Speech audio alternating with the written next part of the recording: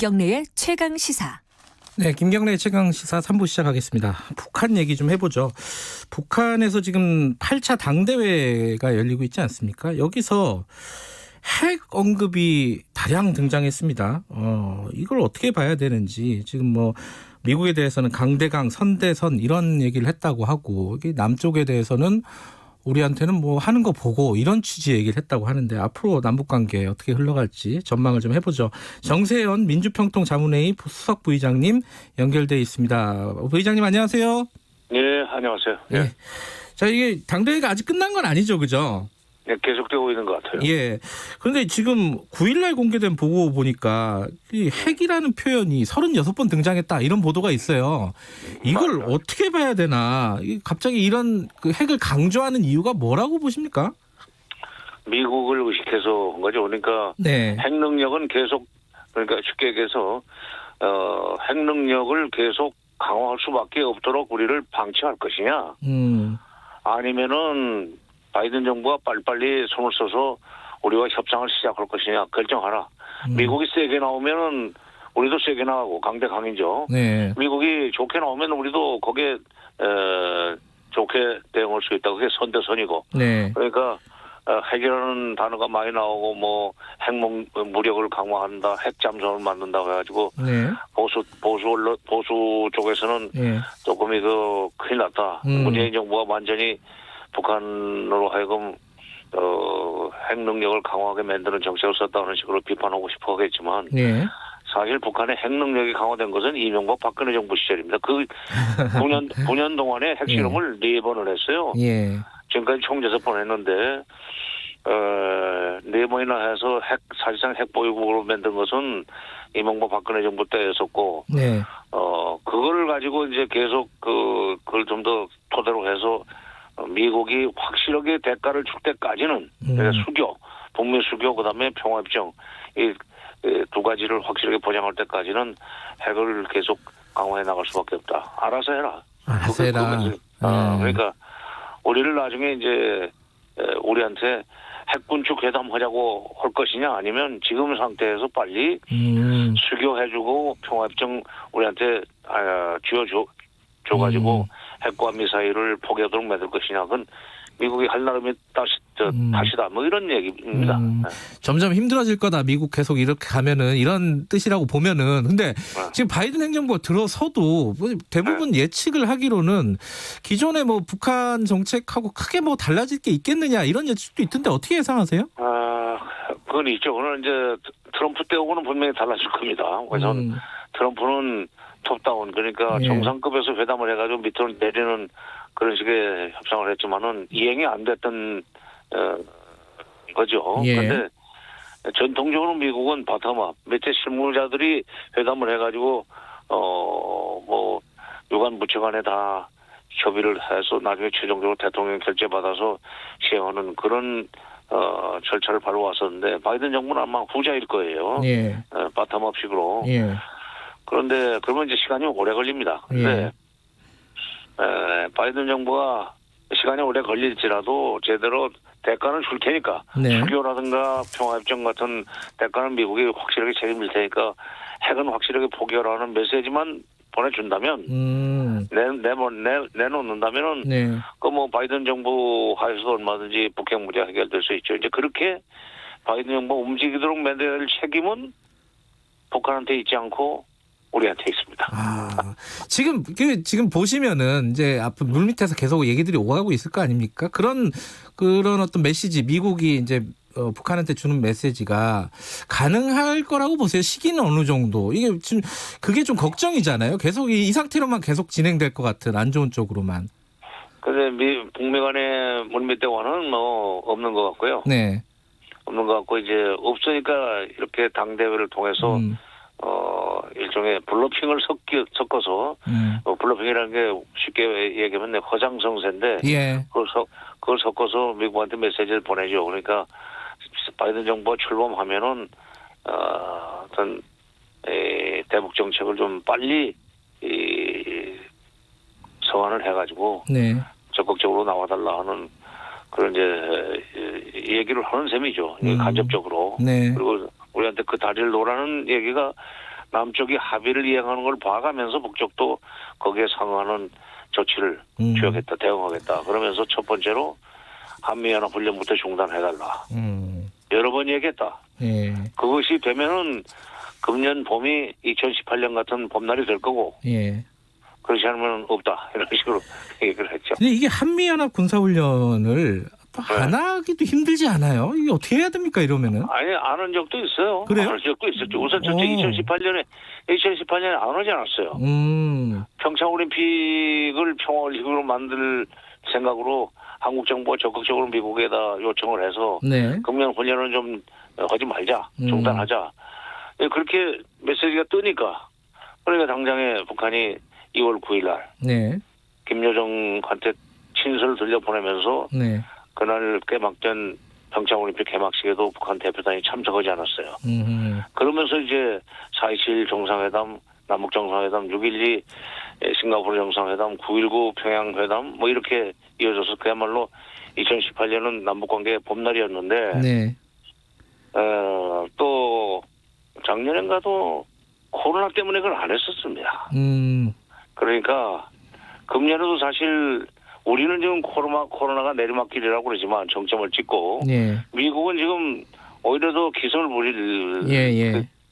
지금 그 1월 20일 날 대통령 취임식을 계기로 해서 또 트럼프 지지자들이 워싱턴에서 완전히 마스크도 쓰지 않고 집단으로 모여서 시위하고 하다 보면은 그 뭐 엄청나게 퍼져나갈 거 아닙니까? 예.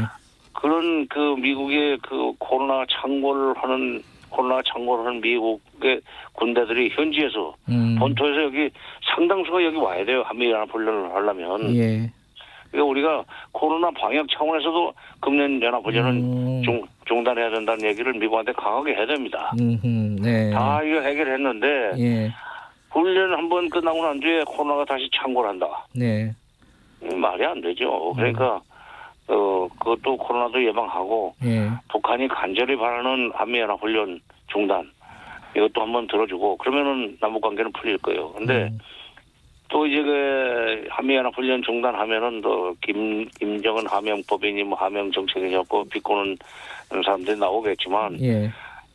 입장을 바꾸고 생각하면 북한은 한미연합훈련 때 정말 오금이 저릴 정도로 겁이 납니다. 언제 어떻게 될지 모르니까. 지금 그러니까 부의장님께서는 이제 우리가 적극적으로 이 한미 연합 군사훈련을 좀 보류하는 형태로 좀 요청을 해서 남북 관계의 물꼬를 좀 이어나가자 이런 말씀이시네요. 그렇죠. 알겠습니다. 그 당대 얘기도 좀 구체적으로 하나씩 좀 여쭤볼게요. 그 김정은 위원장이 이번에 신년사가 없었어요. 아니 신년사보다도 당대회에서 하는 사업 당 중앙위원회 사업 총화 보고가 더 무게가 나가고 더 비중이 높은 거기 때문에 예. 거기에 비하면 신년사는 이제 당 중앙위원회 사업 총화 보고 내지는 당 중앙위원회 그 결정서가 가령 1000건이라면 예. 신년사는 매년 나오는 신년사는 한 10건 정도밖에 안 돼요. 그러니까 10건밖에 안 된다. 예.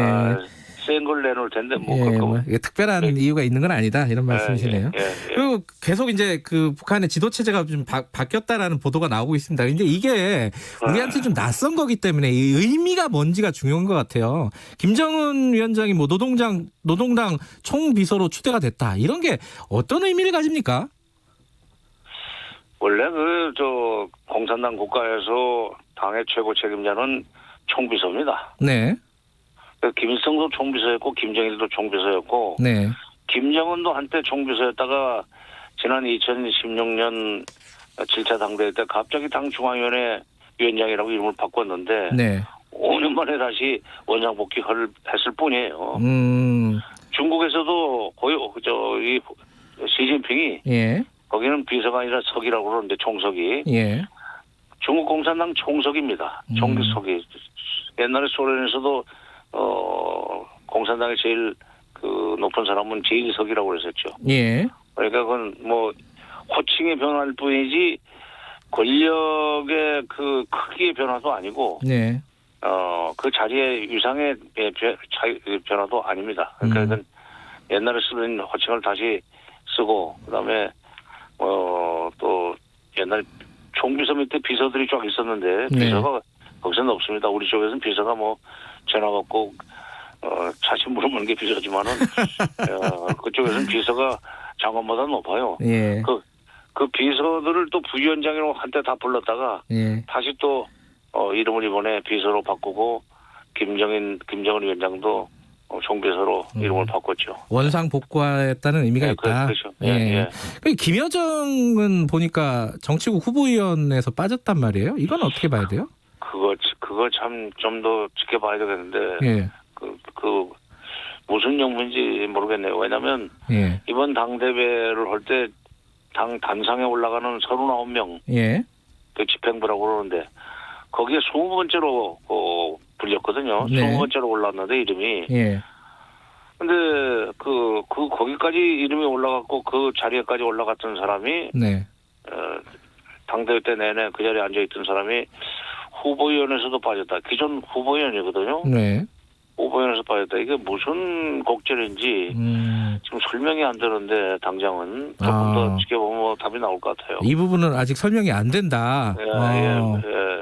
다른 더 무슨 자료를 근데 정부 측으로 보내더라도 당의 직함은 주는데 왜냐하면 총리도 지금 당 중앙위원회 상무위원이란 말이에요. 상무위원이 네. 상무위원, 정치국 후보위원 이렇게 내려가거든요. 네. 근데 이번에 상무위원 될 줄 알았는데 상무위원이 되기는커녕 정치국원도 못 되고 후보위원회에서도 빠졌다면은 무슨 중대한 실수가 있었는지 조금 더 지켜볼 필요가 있어요. 아직 지금 설명할 근거가 없습니다. 저한테. 그렇군요. 알겠습니다. 오늘 문재인 대통령 신년사가 있을 예정이에요. 예. 근데 뭐 신년사에서는 당연히 이제 북한과의 관계에 대한 얘기가 들어갈 수밖에 없는데 이제 뭐 항상 뭐 금강산이라든가 개성이라든가 이런 얘기도 과거에 많이 했었고 근데 그런 얘기를 하기가 좀 애매한 상황 아니냐 이런 분석도 있고요. 어떤 예상을 하십니까? 애매한 상황이 아니라 그 김정은 위원장이 분명히 얘기했죠. 뭐 방역 협력이니 예. 인도적 지원이니 개별공항 이런 그 사소한 문제 자꾸 제기하지 말고 근본적인 문제부터 해결하라. 그 근본적인 문제가 남북 간의 합의사항을 이행하는 겁니다. 네. 4.27 선언, 9.19 평양 선언, 9.19 남북 군사분야 합의서에서 합의했던 걸 하나도 이행하지 않으면서 뭐 방역 협력이나 하자고 그러고 인도적 지원하겠다고 그러고 개별공항 하자고 그러는데 뭐 나쁠 건 없지만은 그걸로 퉁치고 지나가려고 하지 말고 네. 예를 들면은 한미연합훈련 중단 같은 좀 큰 걸 세게 치고 나오라. 아하. 그거 하는 걸 봐서 우리도 남쪽이 하자는 거 다 응해줄 수 있다. 그러니까 한미연합훈련이 중단되는 게 이제 가시권 내에 들어오면 예.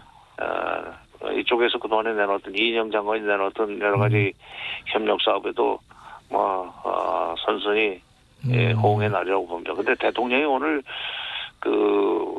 김정은 위원장의 당 중앙위원회 사업 총화 보고에서 나온 몇 가지 얘기를 근거로 해서 즉각적으로 무슨 반응을 보이기는 조금 부담스러워요. 왜냐하면 아직 당대회가 끝나고 나서 결정서도 아직 채택이 안 된 것 같은데 예. 지금 이 시간까지 당대회가 아직 안 끝났어요. 예. 거기다 대고 무슨 섣불리 무슨 군사훈련 중단하겠다는 얘기를 오늘 할 수도 없고 예.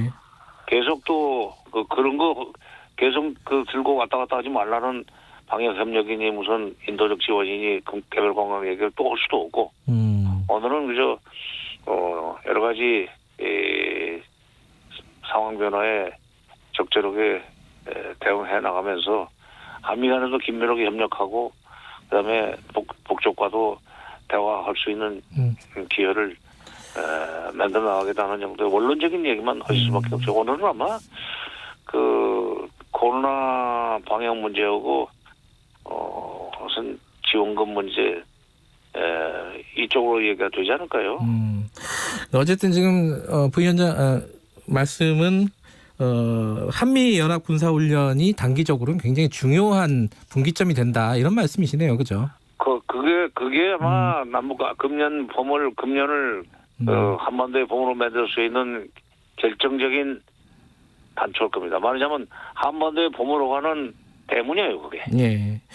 알겠습니다. 요게 일이 어떻게 진행이 되는지 저희들이 계속 지켜보고 정세균 장관님께서도 다음에 한번 또 연결을 해보도록 하겠습니다. 고맙습니다. 오늘. 예, 수고하셨습니다. 감사합니다. 예, 정세현 민주평통자문회의 수석 부의장님이었습니다. 지금 시각은 8시 45분입니다. 이 시각 교통정보